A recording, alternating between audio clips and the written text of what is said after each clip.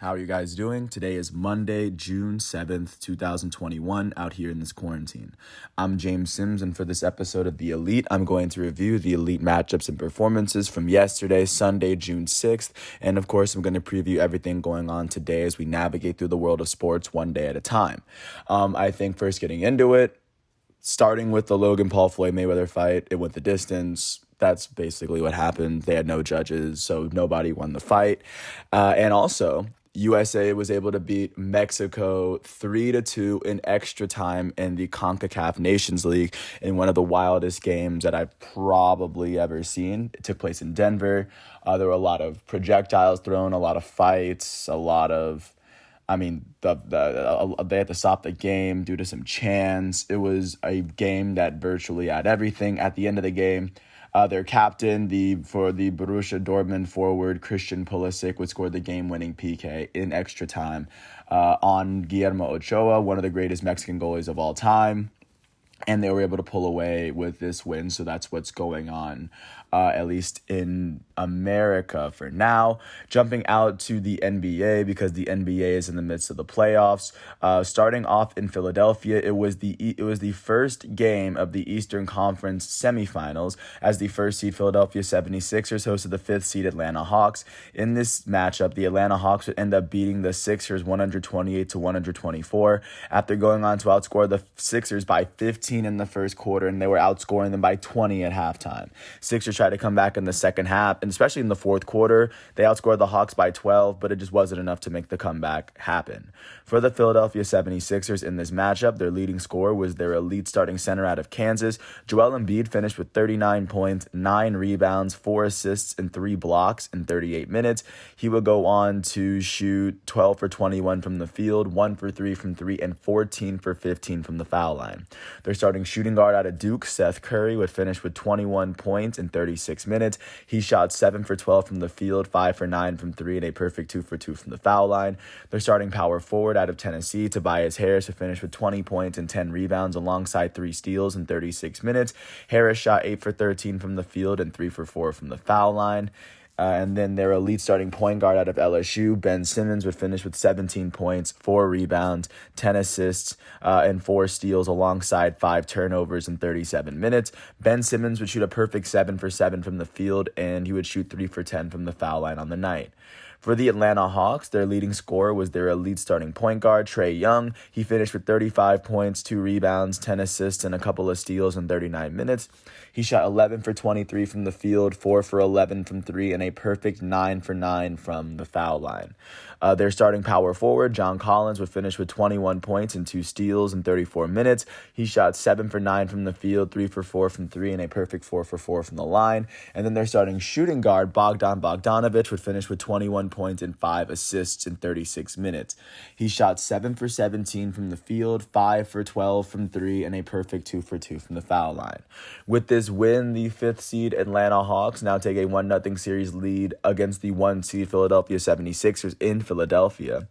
Game 2 of this matchup will be played tomorrow, and that game will be on TNT, so a lot of people are going to be looking out for that. The next game will be in Philadelphia as the Sixers look to even up the series at home, or the Atlanta Hawks can sneak in another road win before they go home.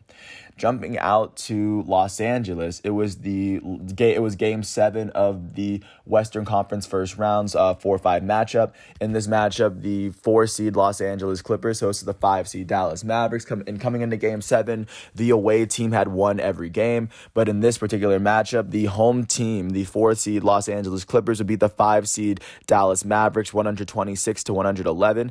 They would outscore Dallas by 11 in the second and by 7 in the third, outscoring them by a combined 18 points in the middle quarters to eliminate the Dallas Mavericks, and the Mavericks getting eliminated in the second year in a row in the first round. For the Dallas Mavericks, their leading scorer in their final game of the season was their elite starting point guard, Luka Doncic, out of Slovenia. In his final game of the 2020-21 campaign, he finished with 46 points, 7 rebounds, 14 assists and 6 turnovers in 45 minutes. He shot 17 for 30 from the field, 5 for 11 from 3, and 7 for 11 from the foul line.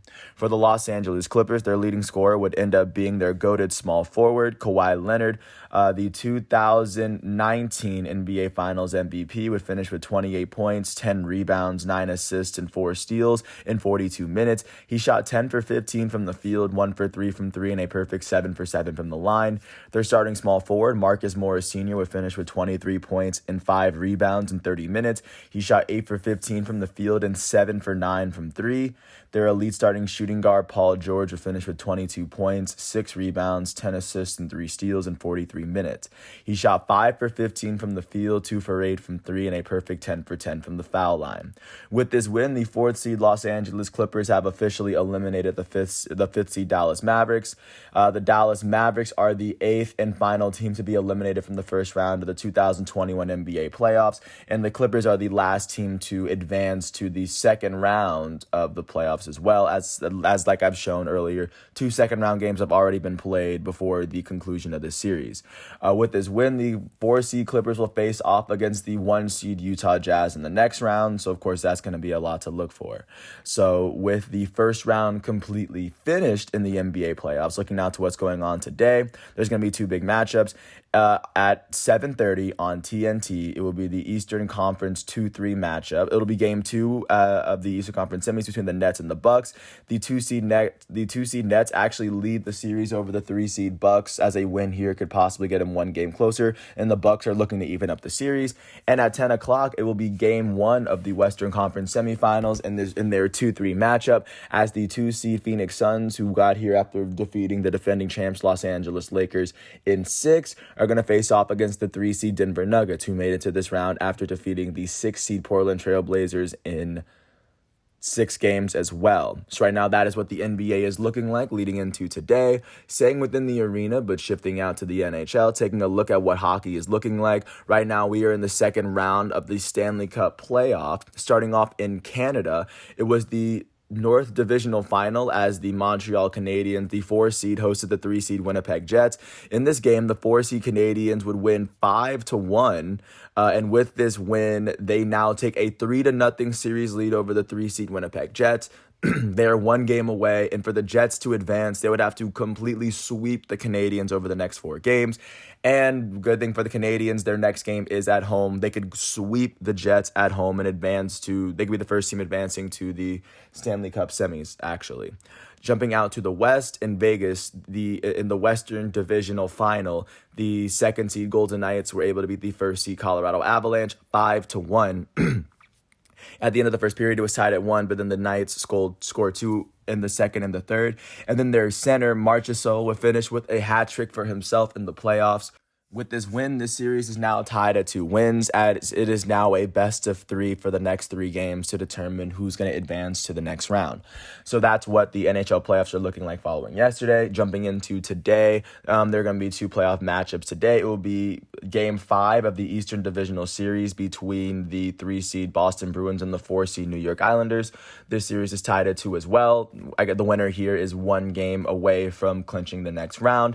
And then at 8 o'clock, it is Game 4 of the Northern Division Final. This game is going to be on NHL Network. The 4-seed Montreal Canadiens are going to host the 3-seed Winnipeg Jets in Montreal. So that'll be a very big chance for the Canadiens to jump into the next round. And then for the Jets, this could be a day to spoil the plans for Montreal, at least for now. So right now, that is what playoff hockey is looking like leading into today. Jumping out to the Diamond, looking at what's going on around the MLB, starting off in Baltimore. The Baltimore Orioles were able to beat the Cleveland Indians 18-5 yesterday to pick up their 21st win of the season. For the Cleveland Indians, the start and the loss will go to Cal Quantrill. Quantrill will go on to allow 5 earned runs in 1.1 inning pitched as he struck out 1. With this loss, Cal Quantrill is now 0-2 as a starting pitcher for Cleveland, and the only player who actually had more than 1 hit for the Indians was their first baseman, Bobby Bradley. He went 3 for 4 with 3 RBIs and 2 runs. He went on to hit his very first home run of the season, so of course, big opportunity for him. And then jumping out to how Baltimore fared, The start and the win will go to Jorge Lopez. Jorge Lopez will go on to allow 3 earned runs in 5 innings pitched as he struck out 2 on the day. With this win, Jorge Lopez is 2-6 as a starting pitcher. In their batting lineup, their center fielder Cedric Mullins will go 3 for 2 with 2 RBIs, 2 runs, and 2 walks, by the way. He will go on to hit his 9th home run of the season. Their designated hitter, Anthony Santander, would go 3 for 5 with 3 RBIs and 2 runs for himself. Their shortstop, Freddie Galvis, would go 2 for 5 with an RBI and a run. Their left fielder, Ryan Mountcastle, will go 3 for 5 with 2 RBIs and 3 runs. Their right fielder, DJ Stewart, will go 3 for 3 with an RBI and 2 runs. Their third baseman, Michael Franco, will go 2 for 5 with 2 RBIs and a run. Their second baseman, Ramon Urias, will go 2 for 4 with 2 RBIs and a run. And then their catcher, Austin Wynns, would go 2 for 5 with an RBI and 2 runs. The Baltimore Orioles as a team had 21 hits in 8 innings hitting because, of course, in the night they were at home, so they didn't have to. They weren't batting in the bottom of the ninth. But with this win, the Baltimore Orioles are now 21-38. In the American League East, that is actually the worst record in the division. That is the worst record in the American League as well. But with this win, they are now 16 games behind the first place Tampa Bay Rays. They have won 4 of their last 10 games. With this loss, the Cleveland Indians are now 31-26. That is the second best record in the American League Central. They now trail the Chicago White Sox by 4 games in the division. The Indians have now lost 5 of their last 10 games. Jumping out to Philadelphia, the Philadelphia Phillies hosted the Washington Nationals. They were able to pull up a 12-6 win after scoring all 12 of their runs between the 4th and 6th inning, scoring 7 of them in the 4th. For the Nationals in this matchup, the start would end up going to their starting pitcher, Austin Voth. Voth would allow no earned runs in 2 innings pitched as he struck out 2. The loss would go to their third relief pitcher, Kyle Finnegan. Finnegan would go on to allow 1 earned run and 5 total in 0.1 inning pitched as he struck out 1. He would blow his first save of the season, and with this loss, he is now 2-1 as a relief pitcher. In their batting lineup, their shortstop, Trey Turner, would end up going 2 for 5 with an RBI and a run. Their elite right fielder, Juan Soto, would go 2 for 4 with 2 RBIs as well. And then their center fielder, Victor Robles, would go 2 for 3 with an RBI and 3 runs on the day. For the Philadelphia Phillies in this matchup, the start would end up going to Vince Velasquez. Velasquez would go on to allow 3 earned runs in 4 innings pitched as he struck out 4. The win would go to the Philadelphia Phillies' third relief pitcher, Sam Coonrod. Sam Coonrod would go on to allow no earned runs in 1.1 inning pitch as he struck out 1. With this win, Coonrod is now 1-2 as a relief pitcher in the for the Philadelphia Phillies this year. Their center fielder, Odubel Herrera, would end up going 2 for 5 with 2 RBIs and a run. Their catcher, JT Realmuto, would go 2 for 3 with 3 RBIs and 2 runs. JT Realmuto would go on to hit his 5th home run of the season for the Philadelphia Phillies. Their left fielder, former National League MVP Andrew McCutchen, would end up going 2 for 4 with an RBI and 2 runs. And with this win, the Philadelphia Phillies are now 28-30. That is currently the 3rd best record in the National League East. They now trail the Atlanta Braves by half a game. They're sitting in 2nd place, and they trail behind the 1st place New York Mets by 4 games in the division. The Phillies have now, and with this win, the Phillies have now won 5 of their last 10 games. With this loss, the Washington Nationals are now 24-32.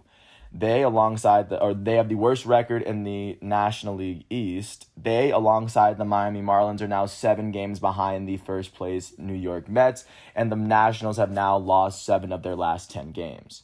Looking at the National League Central, the Pittsburgh Pirates hosted the Miami Marlins, and the Miami Marlins were able to beat the Pirates 3-1 after the game was tied at 1 for most. In the 6th inning, it would be Corey Dickerson reaching on a fielder choice that would bring the run home and give the Marlins the lead that they would run away with. For the Pirates in this matchup, the start and the loss would end up going to Chad Kuhl. Kuhl would allow 2 earned runs in 6 innings pitched as he struck out 2. With this loss, Kuhl is 0-3. In their batting lineup, their only player with more than 1 hit was their third baseman, Ke'Bryan Hayes. He went 2 for 4 on the day. For the Miami Marlins, the start and the win went to Sandy Alcantara. He allowed 0 earned runs in 8 innings pitched as he struck out 6. With this win, he is now 3-5 on the season. And the save will go to Yimi Garcia, the only other pitcher to play for the Marlins. He would allow no earned runs in 1 inning pitched as he was unable to strike out a batter. He now has 10 saves on the season. In their batting lineup, their first baseman, Jesus Aguilar, will go 2 for 3 with 2 RBIs and a run. He would hit his 12th home run of the season. With this win, the Miami Marlins are now 25-33. That is the fourth best record in the National League East. They currently trail the third-place Philadelphia Phillies by 4 games in the division. They trail the first-place New York Mets by 7 games in the division, and the Marlins have now won 2 of their last 10 games. With this loss, the Pittsburgh Pirates are now 23-35. That is the worst record in the National League Central. They now trail the Chicago Cubs and Milwaukee Brewers by 9.5 games in the division. The Pittsburgh Pirates have lost 5 of their last 10 games. Jumping out to Buffalo, the Toronto Blue Jays hosted the Houston Astros, and the Astros would end up beating the Blue Jays 6-3 after scoring 4 of their runs in the first 3 innings. For the Blue Jays, the start and the loss would go to Steven Matz. He allowed 4 earned runs in 4.1 innings pitched as he struck out 3. With this loss, Steven Matz is 6-3 on the season. In their batting lineup, nobody on the team had more than 1 hit, and a lot of that can be attributed to great Houston pitching. The start and the win for Houston went to Luis Garcia. Garcia would go on to allow 1 earned run in 6 innings pitched as he struck out 8. With this win, Garcia is 5-3 on the season, and the save went to their closer, Ryan Presley. Presley allowed no earned runs in 1 inning pitched as he was unable to strike out a batter. That was his 9th save of the year. In their batting lineup, their elite second baseman, Jose Altuve, would go 1 for 6 with an RBI and a run. Their elite third baseman, Alex Bregman, will go 2 for 5 with 2 runs. Their designated hitter, Yuli Gurriel, will go 3 for 3 with an RBI and a run. And then their right fielder, Kyle Tucker, will go 2 for 5 with 2 RBIs. With this win, the Houston Astros are now 33-26. That is currently the second best record in the American League West. They now trail the first place Oakland Athletics by 1 game in the division. The Astros have now won 6 of their last 10 games. With this loss, the Toronto Blue Jays are now 30-27. That is the third best record in the American League East. They now trail the Tampa Bay Rays by 6 games in the division, and they now have lost 4 of their last 10 games. Jumping out to Atlanta, the Atlanta Braves hosted the defending champs Los Angeles Dodgers, and the Braves were able to pull off a 4-2 win at home, giving Max Fried his 3rd win of the season. For the Los Angeles Dodgers, the start and the loss went to their elite starting pitcher, the reigning National League Cy Young winner, Trevor Bauer. Trevor Bauer would allow 3 earned runs in 6 innings pitched as he struck out 7. With this loss, Trevor Bauer is now 6-4 as a starting pitcher for the Dodgers. In their batting lineup, their third baseman, Justin Turner, would go 2 for 4 with a run. Their future Hall of Fame first baseman, Albert Pujols, would go 2 for 4 with 2 RBIs and a run, as he hit his 9th home run of the season and the only home run of the game. For the Atlanta Braves, the start and the win went to Max Fried, who allowed 1 earned run in 6 innings pitched as he struck out 4. And then the save would end up going to Will Smith, who allowed 1 earned run in 1 inning pitched as he struck out 1. And in their batting lineup, the only player with more than 1 hit was their third baseman, Ehire Adrianza, who would end up going 2 for 3 for the day. And I was actually at this game, so it was a very good game. With this win, the Atlanta Braves are now 28-29. That is the second best record in the National League East. They now trail the first place New York Mets by 3.5 games in the division. The Braves have won 5 of their last 10 games. With this loss, the defending champs Los Angeles Dodgers are now 34-25. That is the third best record in the National League West. They now trail the San Francisco Giants by 3 games in the division. They have now lost 6 of their last 10 games. So right now, that is what that's what the Dodgers are looking like right now. Jumping out to Kansas City, the Kansas City Royals hosted the Minnesota Twins for an AL Central matchup. In this game, the Twins would end up beating the Royals 2-1 after Taylor Larnach was hit by a pitch with the bases loaded, which gave the Twins their 2nd win of the game. For the Royals in this matchup, the start and the loss would go to Brady Singer. He allowed 2 earned runs in 5.2 innings pitched as he struck out 7, and he was the player that hit the hitter. And then with this loss, Singer is now 0-5 as a starting pitcher, 3-5 as a starting pitcher. I don't know why I said that. But in their batting lineup, their elite second baseman, Whit Merrifield, will go 2 for 4 with a run. He was the only player on the Royals with more than 1 hit. For the Minnesota Twins, however, the start would end up going to their starting pitcher, Bailey Ober. Bailey Ober would allow 1 earned run in 4 innings pitched as he struck out 4. The win would go to the Twins' first relief pitcher, Luke Farrell. Luke Farrell will go on to allow no earned runs in 1 inning pitch as he struck out 2. With this win, he is 1-0 as a relief pitcher, and the save would end up going to Taylor Rogers. He would allow no earned runs in 1 inning pitch as he struck out a batter. That's his 5th save of the season. In their batting lineup, their designated hitter, Jorge Polanco, would go 2 for 5. Their second baseman, Nick Gordon, would end up going 2 for 4. And then their shortstop, Andrelton Simmons, would go 2 for 3 with a run. With this win, the Minnesota Twins are now 24-35. That is currently the worst record in the American League Central, alongside the Detroit Tigers. They now trail the Chicago White Sox by 12 games in the division, and the Twins have now won 4 of their last 10 games. With this loss, the Kansas City Royals are now 29-28. That is the third best record in the AL Central. They now trail the Chicago White Sox by 6 games in the division, and the Royals have only lost 4 of their last 10 games. Jumping out to the south side of Chicago, the Chicago White Sox hosted the Detroit Tigers. They were able to pull up a 3-0 win. All 3 of their runs came in the second inning. Andrew Vaughn brought in 1, and Tim Anderson brought in 2. For the Detroit Tigers in this matchup, while in this shutout, the start and the loss would go to Jose Urena. He would allow 3 earned runs in 5 innings pitched as he struck out 1. With this loss, Urena is now 2-5 as a starting pitcher on the season. Nobody on the team had more than 1 hit, and a lot of that can be chalked up to how well Chicago pitched. The start and the win went to Dylan Cease. He allowed no earned runs in 7 innings pitched as he struck out 10. With this win, he is now 4-2 on the season, and the save will go to their elite closer, Liam Hendriks. He would allow no earned runs in 1 inning pitched as he struck out 2. With this save, he now has 15 on the year. In their batting lineup, 2 players at 2 hits. Their elite shortstop, Tim Anderson, would go 2 for 4 with 2 RBIs, and then their second baseman, Nick Madrigal, would go 2 for 3 with a run. With this win, the Chicago White Sox are now 36-23. That is the best record in the American League Central. They now sit 4 games ahead of the second-place Cleveland Indians in the division, and the White Sox have now won 7 of their last 10 games. With this loss, the Detroit Tigers are now 24-35. They are tied with the Minnesota Twins for the worst record in the AL Central, and they have now lost 5 of their last 10 games as they trail the White Sox by 12 games in the division.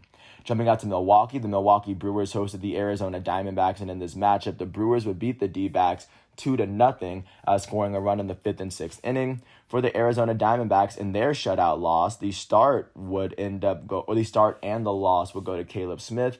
Caleb Smith would allow 1 earned run in 5 innings pitched as he struck out 8. Great pitching performance. His team just couldn't give him the run support.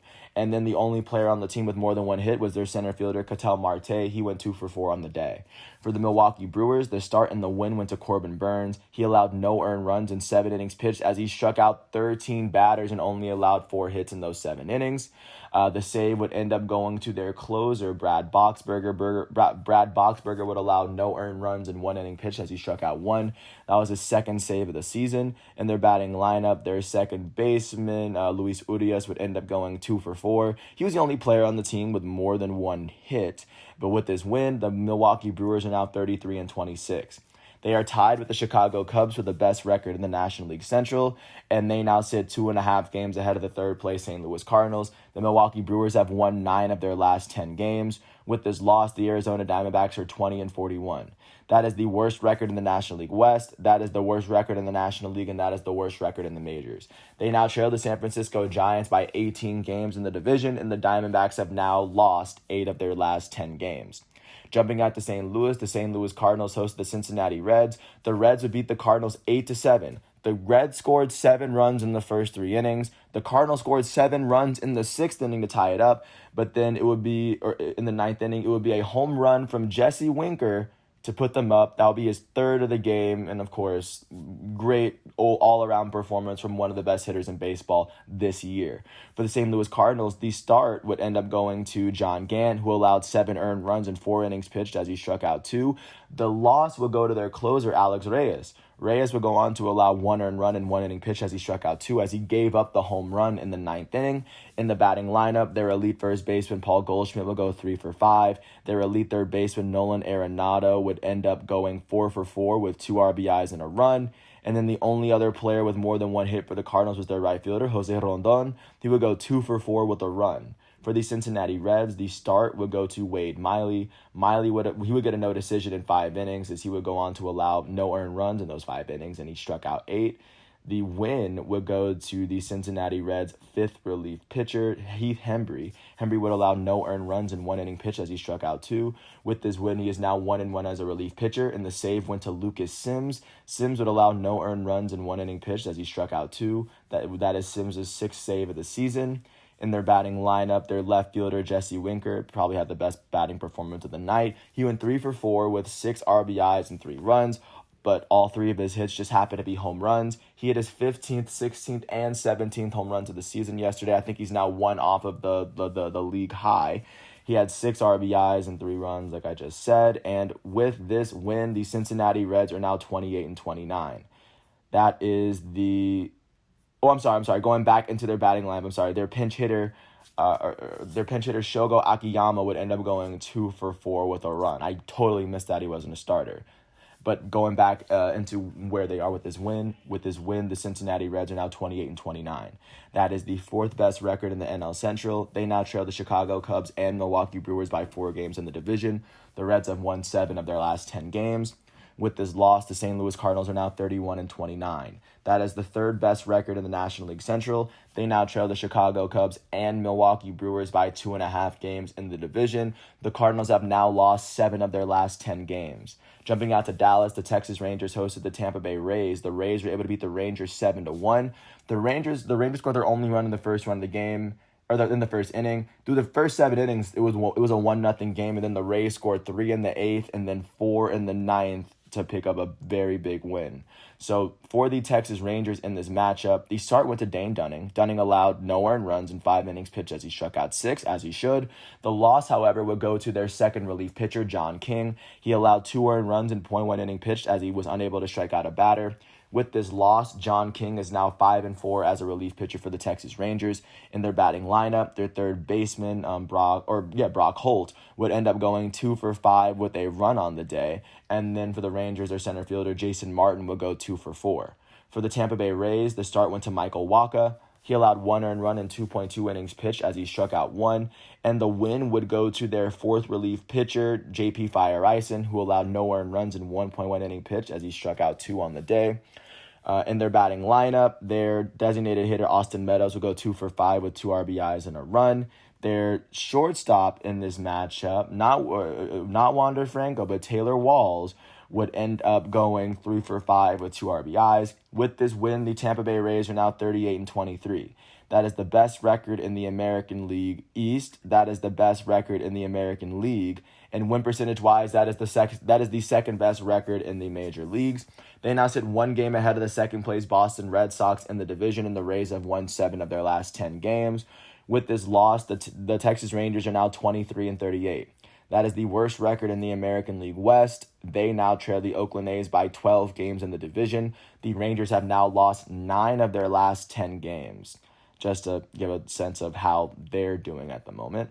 Jumping out to Denver, in the same city as the USA-Mexico matchup, actually. The Colorado Rockies hosted the Oakland Athletics, and the Rockies were able to pull off a 3-1 win, giving German Marquez his 4th win of the season. For the A's, the start and the loss went to James Kaprielian. Kaprielian would allow 2 earned runs in 5 innings pitched as he struck out 6. With this loss, Kaprielian is 2-1 as a starter. In their batting lineup, their shortstop Elvis Andrus was the only player with more than 1 hit. He went 2 for 4 on the day. For the Colorado Rockies, the start and the win went to German Marquez. He allowed 1 earned run in 6 innings pitched as he struck out 6. And then the save would go to Daniel Bard. He allowed no earned runs in 2 innings pitched as he struck out 2.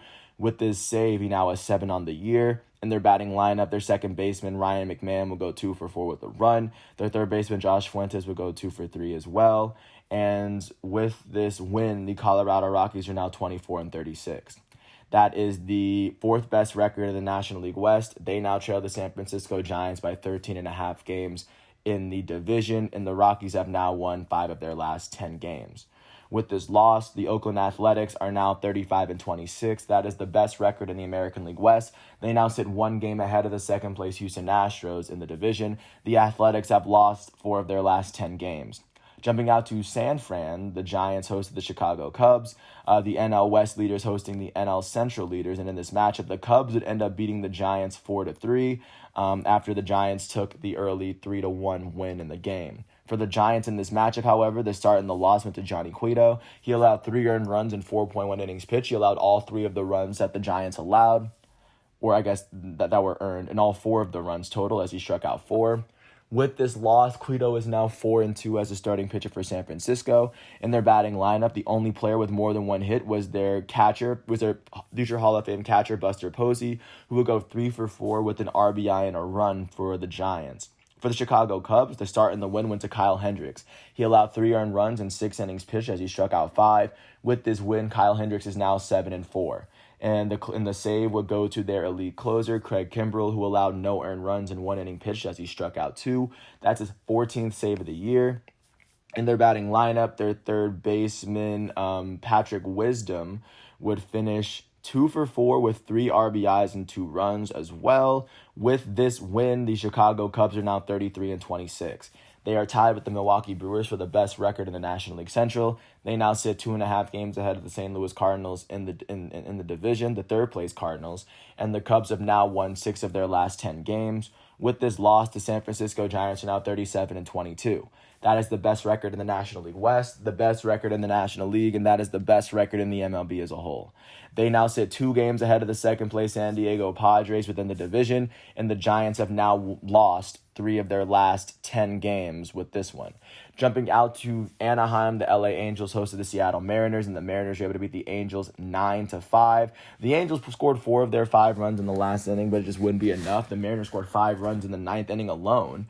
For the Los Angeles Angels, the start and the loss would go to Patrick Sandoval. Sandoval would allow 3 earned runs in 6 innings pitched as he struck out 10. With his loss, Patrick Sandoval is 0-2 for the Angels.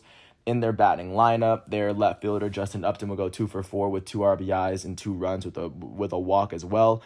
Upton will go on to hit his 13th home run of the season. Their elite third baseman on his birthday, Anthony Rendon, will go 2 for 5 with an RBI and a run for him. So he hit his 7th double of the season. And then their second baseman, David Fletcher, will go 2 for 3 with a run for himself as well. For the Seattle Mariners, the start and the win would end up going to Logan Gilbert. Gilbert would allow 1 earned run in 5 innings pitched as he struck out 7. This is his first win of the year. He is now 1-2 as a starting pitcher for Seattle on the season. In their batting lineup, their shortstop, J.P. Crawford, will go 2 for 3 with 2 RBIs and 2 runs as well as a walk. He would hit 2 doubles on the day. And then their left fielder, Donovan Walton, would end up going 2 for 3 with 2 RBIs and 3 runs. He had his 2nd home run of the year. And with this win, the Seattle Mariners are now 30-31. That is currently the 3rd best record in the American League West. They now trail the Oakland Athletics by 5 games in the division. The Mariners have won 6 of their last 10 games. With this loss, the LA Angels are now 27-32. That is the 4th best record in the American League West. They now trail the Oakland Athletics by 7 games in the division. The A's have now lost 5 of their last 10 games. Jumping out to San Diego, the San Diego Padres hosted the New York Mets, and the Mets were able to beat the Padres 6-2 to get their 29th win of the season. For the Padres, the start and the loss would go to Chris Paddock. Paddock allowed 3 earned runs in 6 innings pitched as he struck out 6. With this loss, Chris Paddock is now 2-5 as a starting pitcher for San Diego. Nobody on the team would finish with more than 1 hit, and a lot of that can be chalked up to great New York Mets pitching. The start and the win went to their Duke alum, Marcus Stroman, who allowed no earned runs in 6.2 innings pitched as he struck out 7 on the day. With this win, Marcus Stroman is 5-4 for the New York Mets this season. In their batting lineup, for the New York Mets in this matchup, their right fielder, Billy McKinney, would end up going 2 for 5 with an RBI and a run. And then their second baseman, who in this matchup was Jose Peraza, would end up going 2 for 4 with 2 runs. And so with this win, the New York Mets are now 29-23. That is the best record in the National League East. They now sit 3.5 games ahead of the second place Atlanta Braves in the division, and the Mets have now won 7 of their last 10 games. With this loss, the San Diego Padres are now 36-25. That is the 2nd best record in the National League West. They now trail the first place San Francisco Giants by 2 games in the division, and the Padres have now lost 6 of their last 10 games. Last but not least, jumping out to the Bronx in Yankee Stadium, the New York Yankees hosted the Red Sox, and the Red Sox would beat the Yankees 6-5 after outscoring them 2-1 in extra innings. For the New York Yankees in this matchup, the start would go to Domingo Germán. He would allow 1 earned run in 5.2 innings pitched as he struck out 3. The loss, however, would go to the Yankees' 4th relief pitcher, Luis Cessa. Cessa would go on to allow 1 earned run and 2 runs total in 1 inning pitched as he was unable to strike out a batter. With this loss, Cessa is 1-1 as a relief pitcher. Their elite designated hitter, Aaron Judge, would go 2 for 3 with an RBI and 2 runs. Their elite shortstop, Gleyber Torres, would go 2 for 5 with an RBI and a run. Their third baseman, Gio Urshela, would go 2 for 5. And then their catcher, Gary Sanchez, would go 2 for 4 with 2 RBIs. For the Boston Red Sox, the start went to Garrett Richards. He wouldn't get the decision. He allowed 3 earned runs in 5 innings pitched as he struck out 6. The win went to their closer, Matt Barnes, who went on to allow... Matt Barnes allowed 1 earned run in 1 inning pitch as he struck out 2. He got a very generous call on the last strikeout at the bottom of the 9th, but regardless, he got the win. With this win, he is now 2-1 on the season, even though he blew his second save of the year. The save would go to Phillips Valdez. He allowed no earned runs in 1 inning pitched, and that's his first save of the year. In their batting lineup, their shortstop Xander Bogaerts would go 2 for 3 with 3 RBIs, as he was the only Boston Red Sox player with more than 1 hit. With this win, the Boston Red Sox are now 36-23. That is the second best record in the American League East. They now trail the Tampa Bay Rays by a game in the division, as they both have the same amount of losses, but the Rays have 2 more wins. And with this win, the Red Sox have now won 7 of their last 10. And with this loss, the New York Yankees are now 31-29. That is the 4th best record in the American League East. They now sit 6.5 games behind the first place Tampa Bay Rays in the division. And the Yankees have now lost 8 of their last 10 games. So right now, that is what the MLB is looking like as we ease into today. Today is Monday and yesterday was more of a travel day. And today is sort of a travel day too, so it's not going to be a full schedule of baseball. But starting from the very top, starting at 5:10, it'll be a makeup game for the Red Sox and the Marlins in Fenway as 6-1 Nick Pivetta hosts 1-3 Pablo Lopez. At 9:38 on ESPN Plus, Dylan Bundy and the Los Angeles Angels are going to host Jackson Kowar and the Kansas City Royals. And then the only other game that's taking place is going to be at 10 o'clock tonight on ESPN in Petco Park. Ryan Weathers and the San Diego Padres are going to host Adbert Alzolay and the Chicago Cubs. Ryan Weathers is coming into this game with a 2-2 record with a 2.06 ERA. Adbert Alzolay is coming in with a 4-4 record and a 3.62 ERA. So that's those are the matchups to look forward to, and that's roughly everything that's going on with sports for today. Monday, June 7th, 2020, out here in this quarantine. I want to thank everyone for listening to this piece. I hope all is well, and once all of today's matchups are done, I will come back tomorrow for another episode of... I'm going to come back tomorrow for another episode of The Elite. Once again, I want to thank everyone once again for listening to this piece. I hope all is well. I'm James Sims. Today is Monday, June 7th, 2021. I'm coming out, and I'll come back tomorrow on June 8th. Once again, thanks for listening. Stay elite. Peace.